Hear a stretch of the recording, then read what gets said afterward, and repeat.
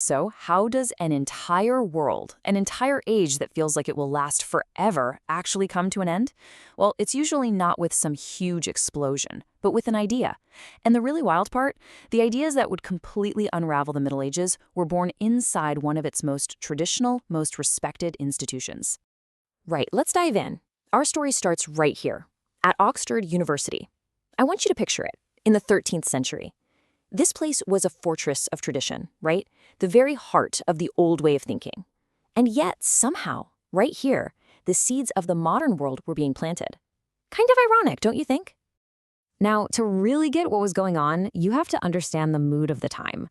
For centuries, faith and reason, well, they were seen as best friends, working together. But by the 13th century, that cozy relationship was starting to show some serious cracks. The ground was becoming fertile for a totally new way of seeing the world. And this is where we meet our first rebel, the man who's going to take a hammer and make that first big, decisive crack in the wall of medieval thought, Roger Bacon. So this is Roger Bacon. He's a scholar at Oxford, and he looks around at how everyone's learning, and he comes to a pretty radical conclusion. He starts thinking, maybe truth isn't something you just find by dusting off some old book. Maybe you have to actually go out and find it in the world. And this one quote just sums up his whole revolutionary idea. Truth is the daughter of time. I mean, just stop and think about how crazy that sounded back then. He was basically saying that knowledge isn't some fixed ancient treasure. No, it's alive. It grows with us, with humanity.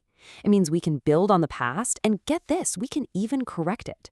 And that just threw a wrench in the whole system. Bacon said, look, sitting around debating abstract logic and quoting authorities, it's not going to cut it. If you want to really know about the world, you need observation. You need direct experience. You actually have to go out and look at things for yourself. This is just brilliant. He laid out what he called the 4 big roadblocks to actually learning anything. First, blindly trusting authority figures who might not know what they're talking about.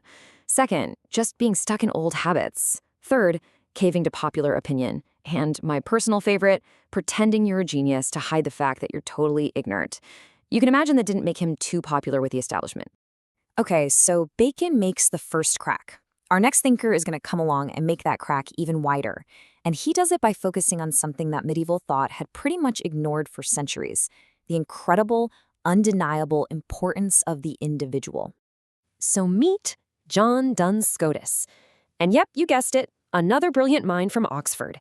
He's the one who's going to start pushing philosophy and theology even further apart.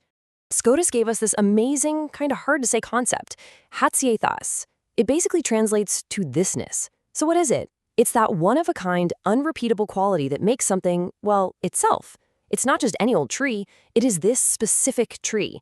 And for Scotus, that uniqueness wasn't a flaw. No, it was the ultimate reality. It was perfection. And boom, that idea just flips the entire medieval script. All of a sudden, your identity doesn't come from being part of a group. It comes from your own unique self. The specific, individual thing in front of you became more real, more important than some abstract category. And all those big universals that philosophers love to argue about, Scotus said, yeah, those are just ideas we make up in our heads. All right, so we've gone from experience to the individual. Now, get ready for the final thinker in our rebellious trio, William of Ockham.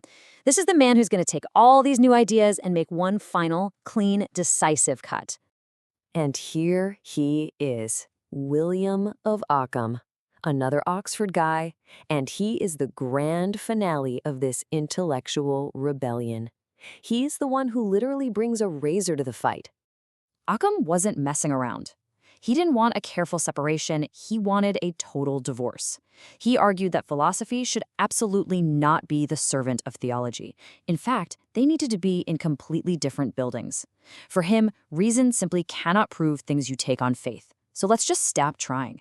They are 2 totally different paths to 2 totally different kinds of truth. So Ockham breaks down knowledge like this. First, there's intuitive knowledge.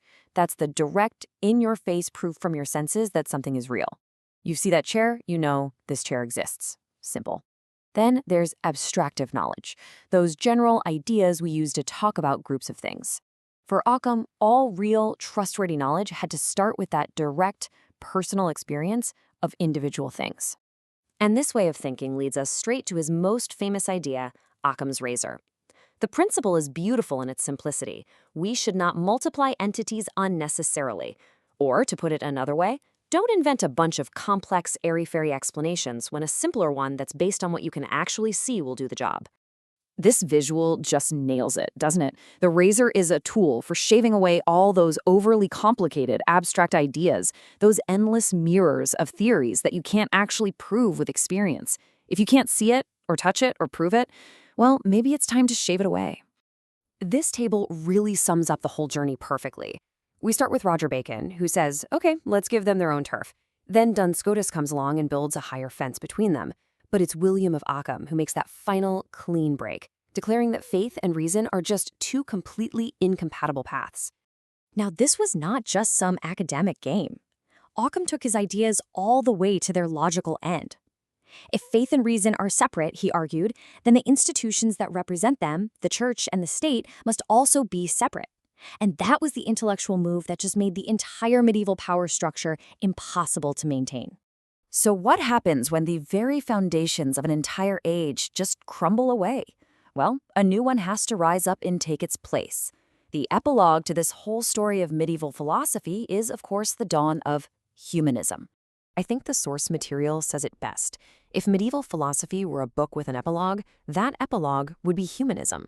You can feel the shift happening. The world's focus was pivoting away from God and the heavens and turning towards humanity itself. And the end result is this really powerful image. It's like humanity was suddenly standing in a long corridor. Behind them, the massive, heavy door to the medieval world was slowly swinging shut for good. And just ahead of them, another door, the door to modernity, was just starting to creak open, revealing a world that nobody had ever imagined. And that really leaves us with the big question, doesn't it? As that door to the Middle Ages closed forever, what was actually waiting for humanity on the other side? What kind of world did these three Oxford rebels end up creating for all of us?